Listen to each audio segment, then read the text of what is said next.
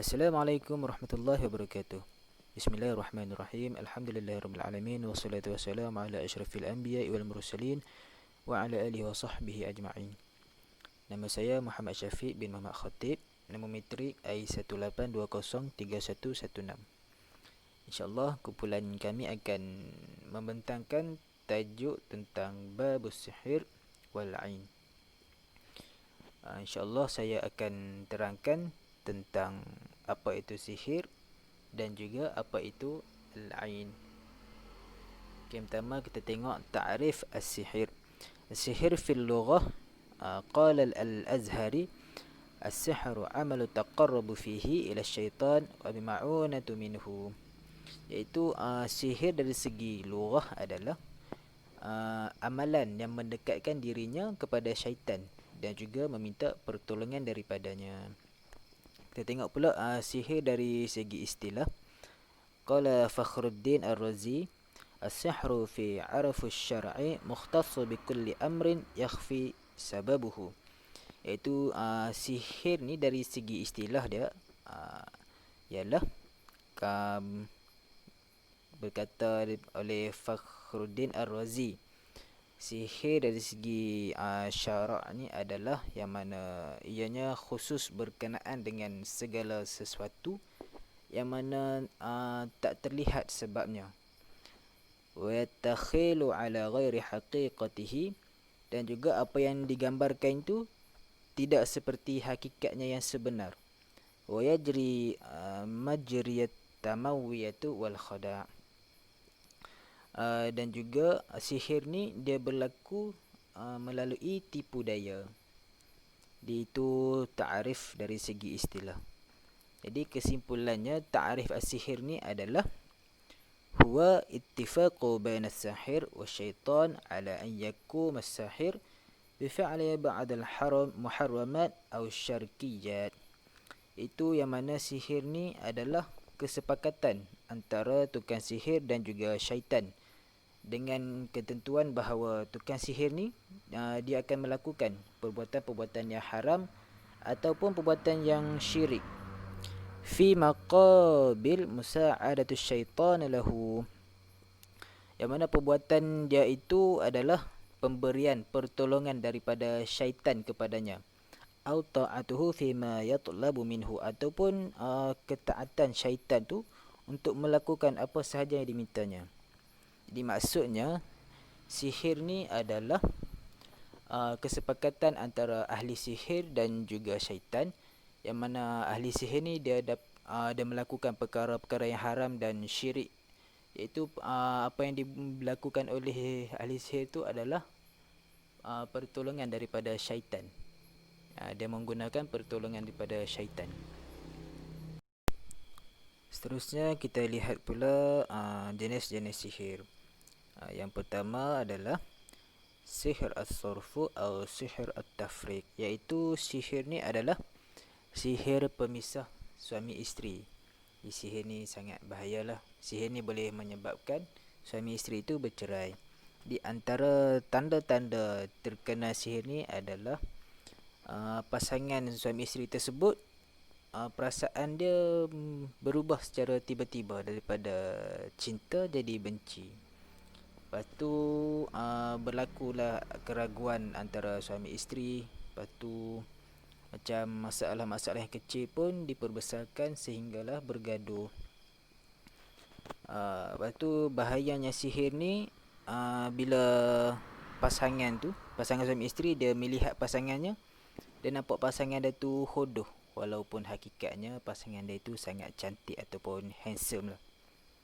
Lepas tu antara tandanya lagi, contohnya macam si isteri ni dia jadi benci dekat suami dia bila suami dia ada kat rumah. Tapi bila suami dia keluar, dia rasa biasa je, tak rasa apa.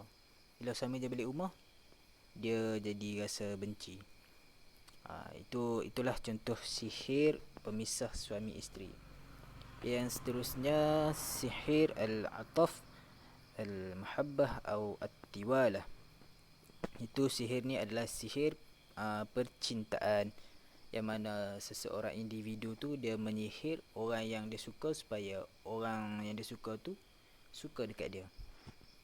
Antara tanda-tandanya bila terkenanya sihir percintaan ni adalah orang tu dia akan menjadi terlalu cinta dekat orang yang sihir tu. Cinta dia menjadi membuak-buak. Lepas tu dia sukar nak mengawal cintanya. Lepas tu apa yang lebih membahayakan lagi, dia ni akan menjadi rindu yang rindu yang melampau lah orang kata. Sehingga kan dia asyik membayang-bayang je wajah orang yang menyihir dia itu. Lepas tu satu lagi, bila terkena sihir penciptaan ni, orang tu dia akan patuh secara membuta tuli. Contohnya macam seseorang tu bila dia sihir orang tu, apa yang kawan tu suruh semua dia buat. Macam tu lah contoh dia. Yang ketiga pula sihir at-takhyil, iaitu sihir ni dia memperdayakan pandangan kita.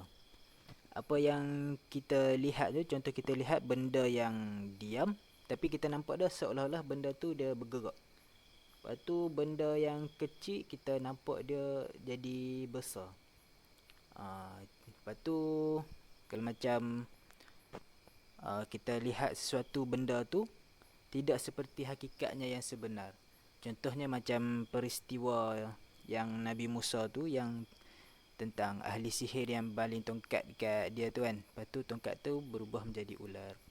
Sebenarnya itu adalah sihir. Itulah yang dikatakan sihir pandangan. Yang mana hakikat dia tu tidak seperti hakikatnya yang sebenar. Seterusnya sihir al-marad, iaitu sihir ni membuat penyakit. Dia menghantar penyakit dekat orang yang dia benci lah. Contohnya dia hantar penyakit supaya orang tu jadi stroke ke, batuk-batuk berdarah ke. Jadi antara tanda-tanda terkena sihir penyakit ni adalah orang tu dia selalu sakit pada salah satu anggota badan. Lepas tu saraf dia tersumbat. Lepas tu salah satu anggota badan dia tu jadi lumpuh. Ataupun boleh menyebabkan lumpuh secara menyeluruh. Lepas tu salah satu panca indera dia tidak berfungsi. Itulah yang dikatakan sebagai sihir penyakit. Yang kelima adalah sihir al-junun. Itu sihir ni membuat seseorang tu menjadi gila. Jadi tanda-tanda terkena sihir al-junun ni adalah seseorang tu dia jadi bingung ataupun dia lupa, jadi pelupa. Lepas tu dia cakap yang merapu, cakap-cakap benda yang cakap seorang-seorang macam tu. Lepas tu dia ni jadi sentiasa resah, bergerak ke sana ke sini, dia tak boleh nak duduk diam setempat. Lepas tu pakaian dia pun selekeh, dia tak mempedulikan tentang penampilan dirinya. Terusnya sihir yang terakhir, yang keenam, iaitu sihir al-hawatif, iaitu sihir panggilan. Yang mana sihir ni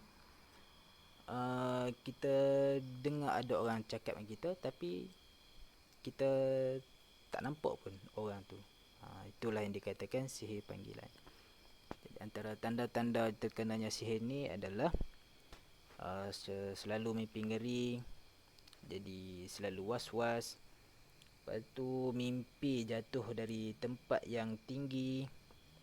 Lepas tu mimpi melihat ada haiwan tengah kejar dia. Jadi itulah tanda-tandanya. Okey, seterusnya kita lihat pula al-ain. Ta'rif al-ain. Al-ain maradul ain maradu yasbabuhu nadrul ain mashubatu bi tabi'atil hasad atau ad-dahsyatu mimma yara. Ain ini adalah satu penyakit yang mana disebabkan oleh pandangan mata seseorang itu yang disertai dengan sifat-sifat yang buruk, iaitu sifat hasad, dengki, ataupun ad-dahsyatu mimma yara, ataupun pandangan yang takjub terhadap apa yang dipandangnya. يمكن أن يحدث إما من شخص غيور أو شخص محبوب. Pandangan ini dia boleh terjadi sama ada daripada orang yang dengki ataupun orang yang dicintai. Min syakhs syarir atau syakhs salih. Dan juga dari orang jahat ataupun orang yang soleh. Jadi penyakit ain ni adalah penyakit yang terkena melalui pandangan seseorang, yang mana orang itu memandang perkara yang dipandang itu dengan sifat hasad, dengki ataupun dengan sifat yang takjub. Jadi penyakit ain ni dia tak kira siapa, sama ada orang tu jahat ataupun baik, sama ada orang yang dengki ataupun orang yang dicintai. Okey, kemudian kita tengok pula alamat maradul ain, itu tanda-tanda terkenanya penyakit ain. Yang pertama, badan wajahahu syahiban mithlu syakhsi marid. Wajah dia nampak pucat seperti orang yang sakit. Yang kedua, al-jasad daiman dhaif wa ghairu mutahammis. Tubuh badan dia jadi lemah dan tidak bersemangat. Kemudian min as-sa'bun naumi fil lail. Dia sukar untuk tidur pada waktu malam. Kemudian kathir min al-ahyan al-kawabith. Dia selalu mimpi buruk. Dan yang terakhir, al-baka'u faja'atu wa dharafat dumu' min ghairi sebab. Secara tiba-tiba dia menangis dan dia mengeluarkan air mata tanpa sebab. Jadi tanda-tanda terkenanya penyakit ain ni dia ibarat macam terkena sihir, tapi dia bukan sihir. Ain ni adalah satu penyakit, dia bukan sihir. Jadi itu saja daripada saya. Sekian, wabillahi taufiq wal hidayah. Wassalamualaikum warahmatullahi wabarakatuh. Bismillahirrahmanirrahim. Nama diberi Ahmad Hakimi bin Baharun Naim, nombor metrik I18203248, dan saya akan menjelaskan bahagian saya, iaitu ma huwa hukmu ta'allamu as-sihr. Apakah hukum mempelajari ilmu sihir?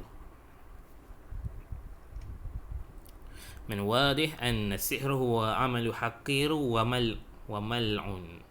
Sudah jelas sihir ini adalah merupakan perbuatan yang keji lagi terkutuk. Haramu liyadrusu al-insanu ilmu sihir. Haram hukumnya bagi seorang itu untuk mempelajari ilmu sihir. Nahika ain mumarisah ilmu sihir. Apatah lagi sekiranya seorang itu mengamalkan ilmu tersebut. As-sihru min amali yumarisahu al-yahud wal masihiyun. Sungguhnya ilmu sihir ini merupakan perbuatan yang diamalkan oleh orang Yahudi dan Nasrani. As-sihru yasilu ala masa'adati minasyaitan. Ilmu sihir ini dilakukan dengan bantuan daripada syaitan. Dan syaitan rajim. Nauzubillah min zalik. Baik. Saya akan daripada surah Al-Baqarah ayat 102 yang bermaksud, dan mereka mengikuti apa yang dibacakan oleh syaitan pada zaman kerajaan Sulaiman. Nabi Sulaiman AS tidak kafir, bahkan syaitan-syaitan tersebut yang kafir. Mereka mengajarkan sihir kepada manusia dan apa yang diturunkan kepada dua malaikat di negeri Babil, iaitu Harut dan Marut. Padahal kedua mereka tidak mengajarkan sesuatu kepada seseorang sebelum mengatakan, sesungguhnya kami ini hanyalah ujian, maka sebab itu janganlah kalian kafir. Maka mereka mempelajari dari keduanya, ini Harut dan Marut ni, dan apa yang apa yang dapat memisahkan antara suami dengan isterinya. Mereka tidak dapat mencelakakan seseorang dengan sihirnya kecuali dengan izin Allah. Mereka mempelajari sesuatu yang mencelakakan dan tidak memberi manfaat kepada mereka. Dan sungguh mereka sudah tahu barang siapa membeli, yakni menggunakan sihir ini, nescaya tidak akan mendapat keuntungan di akhirat. Dan sungguh sangat buruklah perbuatan mereka yang menjual diri mereka dengan sihir sekiranya mereka tahu.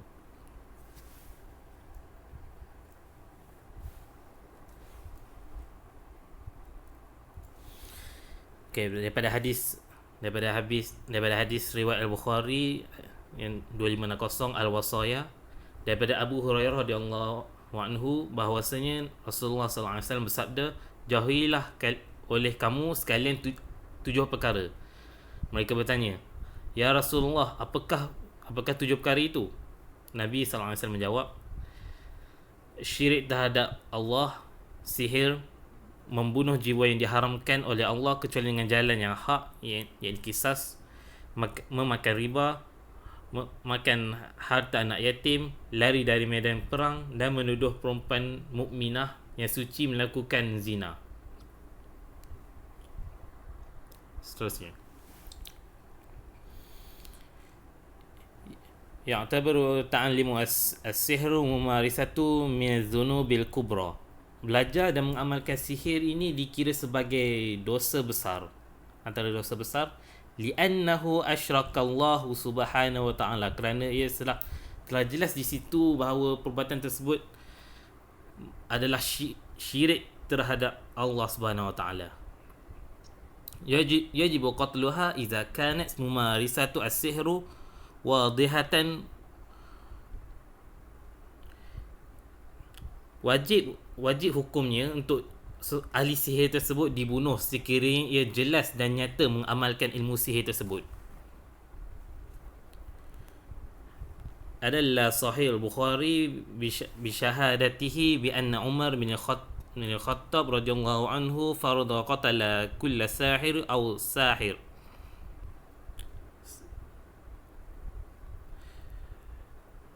Daripada Sahih Bukhari menjelaskan bahawa Umar Al-Khattab telah mewajibkan hukuman bunuh pada setiap ahli sihir, sama ada lelaki ataupun perempuan. Bahkan qala Umar zata marratin laqad qatalna salasa sahara.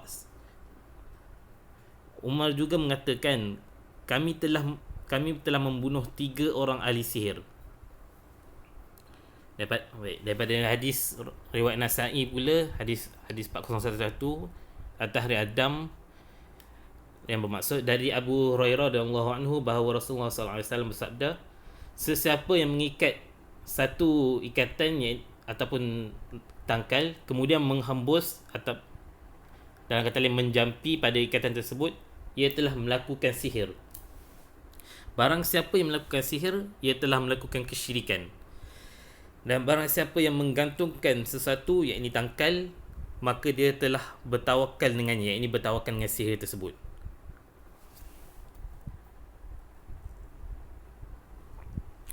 Wa awdaha al-Imam Malik wal Imam Syafi'i. Imam Malik dan Imam Syafi'i menjelaskan, idza tabayyana anna as-sahir qad thabbit lahu annahu amalu fi sihr fa innahu ya'tabiru kafiran aw syarikan fayu'aqibu bil qatl. Imam Malik dan Imam Syafi'i telah menjelaskan, sekiranya telah nyata terbuktinya ahli sihir tersebut melakukan perbuatan ilmu sihir, maka ia dianggap kufur ataupun syirik. Dan maka ia dihukumkan, dalam kata lain dihalalkan untuk dibunuh atas dasar had. Wallahu a'lam. Saya teruskan pada sahabat saya. Bismillahirrahmanirrahim. Assalamualaikum warahmatullahi ta'ala wabarakatuh.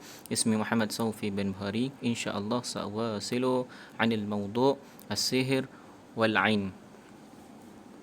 Baik, di slide saya sertakan beberapa contoh ataupun gambaran tentang al-ain daripada hadis riwayat Muslim penyakit ain adalah pandangan mata yang jahat. Al-ain haqqun walau kana syai'un sabiqul qadri li sabiqatahu al-ain. Maksudnya pengaruh ain itu benar-benar ada. Seandainya ada sesuatu yang mampu mendahului takdir, maka ainlah yang dapat melakukannya. Baik, dari segi makna, al-ain ma'khudhah min 'ana ya'inu idza asabahu bi'ainahu wa asluha min i'jab al-'ain bisyai' thumma tatbi'ahu kayfiyah nafsahu al-khabithah thumma tasta'inu 'ala tanfidhu sammuha binadharuha ila al-ma'in kadha fi fatawa lil jannah ad-da'imah. Al-ain ini maksudnya ia diambil dari perkataan 'ana ya'inu, yakni ia menyerang menggunakan matanya, dan asalnya adalah yakni dari kekaguman mata itu sendiri terhadap sesuatu perkara atau sesuatu benda itu, lalu mengikutinya melalui nafasnya yang jahat. Kemudian ia berusaha untuk meracuni dengan melihat sasarannya. Di dalam fatwa Al-Jannah. Baik. Hasad pula adalah wa ayatamanna zawal an-ni'mah min inda akhihi wa lam tatahawwal ilai. Maksudnya dengki ini adalah ingin mengucapkan pujian kepada seseorang tetapi pujian itu tidak berbalik kepada dirinya. Waqala Ar-Raghib Al-Asfahani, berkata Ar-Raghib Al-Asfahani, al-hasad tamanna zawal ni'mah min mustahaq laha wa rubbama kana min ma'azalik sa'i fi idalatuha. Intaha min al-mufradat fi gharib al-Quran. Daripada Al-Gharib Al-Asfahani berkata, dengki adalah hasrat agar berkat orang yang layak mendapatkannya akan hilang dan berkemungkinan dia tetap berusaha untuk menghapuskannya. Baik, wa amal farqu bainahuma, dan apakah perbezaan di antara hasad dan ain ini untuk lebih jelas. Yang pertama, al-hasad am min al-ain fa kullu a'in hasid wa laysa kullu hasid a'inan. Yang pertama, maksudnya dengki lebih umum daripada ain. Jadi setiap objek iri hati dan tidak semua yang iri hati adalah ain. Yang kedua, al-ain adarru min al-hasid. Al-ain ini lebih berbahaya daripada mendengki. Yang ketiga, al-hasid قد يحسد ما لم يره ويحسد في الأمر المتوقع قبل وقوعه والآعن لا يعن إلا ما يراه والموجود بالفعل. Orang iri hati mungkin iri dengan apa yang tidak dilihatnya, dan iri hatinya akan perkara yang diharapkan sebelum ianya berlaku, dan ain ini hanya tahu apa yang dilihatnya dan sebenarnya ada. Yang keempat, masdar al-hasad taharruk al-qalbi wa istikthar an-ni'am 'ala al-mahsud, wa misdar al-'ain inqidahi nadharatul 'ain atau nafsu khabithah. Yang keempat, sumber iri hati adalah pembakaran hati dan limpahan rahmat bagi orang yang dicemburuinya, dan sumber mata adalah penajaman pandangan mata atau jiwa yang berniat jahat. Dan yang kelima, al-hasad la yaqa'u min sahibahu 'ala ma yakrah ay yasab bi adha kamalihi wa waladuhu. Wal-ain taqau 'ala ma yakrahu al-'ain anna yasabu bi adza kawaladihi wa malahu. Dengki ini tidak terjatuh pada orang yang benci akan disakiti kesempurnaan dan anaknya, dan mata pula akan jatuh pada apa yang dia benci akan disakiti oleh anaknya dan hartanya. Dan berkata Ibn al-Qayyim rahimahullah, والمقصود أن الأعين حاسد خاص وهو أضر من الحاسد ولا هذا والله أعلم. إنما جاء في السورة ذكر الحاسد دون الأعين لأنه أعم، فكل أعين حاسد ولا بد وليس كل حاسد عائنا، فإذا استعاذ من شر الحسد دخل فيه العين، وهذا من شمول القرآن الكريم وإعجازه وبلاغته. وأصل الحسد هو بغض نعمة الله على المحسود وتمنى زوالها. Intaha min bada'i al-fawaid. Maksudnya di sini berkata berkata Ibnul Qayyim rahimahullahu taala, ain adalah orang yang iri hati lebih berbahaya daripada yang diceburi hasad. Sebab ini disebutkan dalam surah bahawa dengki disebutkan tanpa menyebut ain kerana itu lebih umum. Maka setiap objek iri ini tidak dapat dihindarkan dan tidak setiap orang yang iri hati memerlukannya. Jadi jika dia berlindung dari kejahatan iri hati, maka ain ini lah yang akan memasukinya. Ini adalah penjelasan daripada Ibnul Qayyim. Baik. Teruskan kepada hukum al-ain. Al-ain fatahrimuha min bab tahrim iqa'u ad-darur 'ala an-nas wa idza'ahum.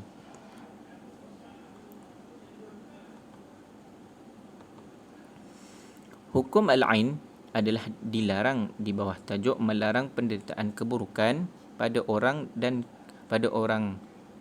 dan keburukan mereka. Qala ta'ala وَالَّذِينَ يُؤْذُونَ الْمُؤْمِنِينَ وَالْمُؤْمِنَاتِ بِغَيْرِ مَا اكْتَسَبُوا فَقَدِ احْتَمَلُوا بُهْتَانًا وَإِثْمًا مُبِينًا. Surah Al-Ahzab ayat 58. Maksudnya, dan orang-orang yang menyakiti orang-orang yang mukmin dan tanpa kesalahan yang mereka perbuat, maka sesungguhnya mereka telah mendapat kebohongan dan dosa yang nyata. Surah Al-Ahzab ayat 58. Wa qala sallallahu alaihi wasallam la dharar wa la dhiraran, rawahu Ibnu Majah. Berkata Rasulullah sallallahu alaihi wasallam, janganlah kamu memberi dan mengambil mudarat. Riwayat Muslim, riwayat Ibnu Majah. Qala ulama al-jannah ad-daimah fi syarah al-hadis, berkata ulama dalam menjelaskan hadis, naha Nabi sallallahu alaihi wasallam al-mukallaf ay yadurru nafsahu أو يضر غيره ففيه دلالة على منع الإحسان من التعدي على نفسه أو غيره. Kata ulama dalam menjelaskan hadis bahawa Rasulullah sallallahu alaihi wasallam melarang ke atas setiap mukallaf untuk tidak memudaratkan diri dan juga memudaratkan orang lain. Ini kerana untuk menunjukkan pencegahan seseorang dalam menyerang atau memudaratkan dirinya sendiri ataupun orang lain.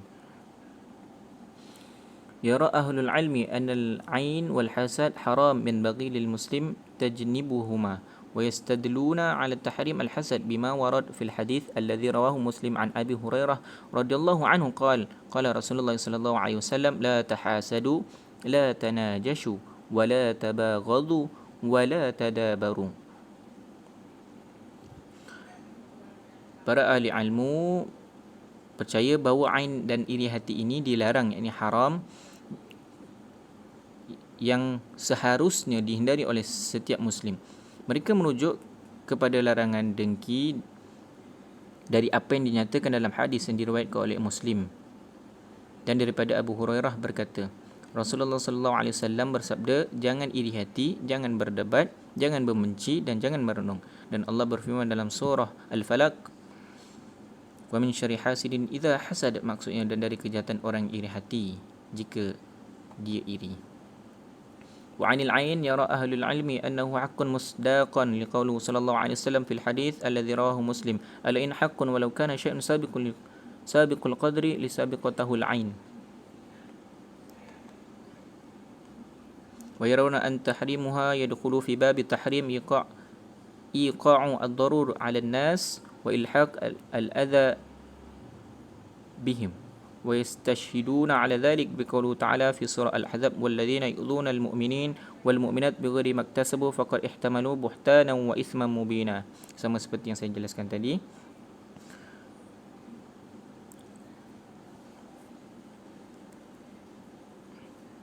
Ulama berpendapat bahawa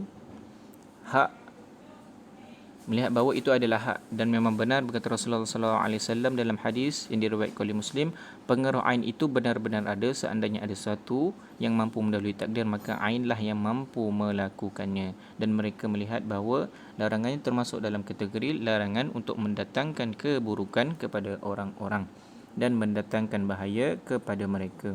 Dan mereka menyebutkan hal itu sebagaimana yang dinyatakan oleh Allah dalam surah Al-Ahzab, maksudnya, dan orang-orang yang menyakiti orang-orang yang beriman tanpa apa yang mereka peroleh, maka mereka telah mengalami rasa malu dan dosa nyata. Wallahu ta'ala a'lam. Assalamualaikum warahmatullahi taala wabarakatuh.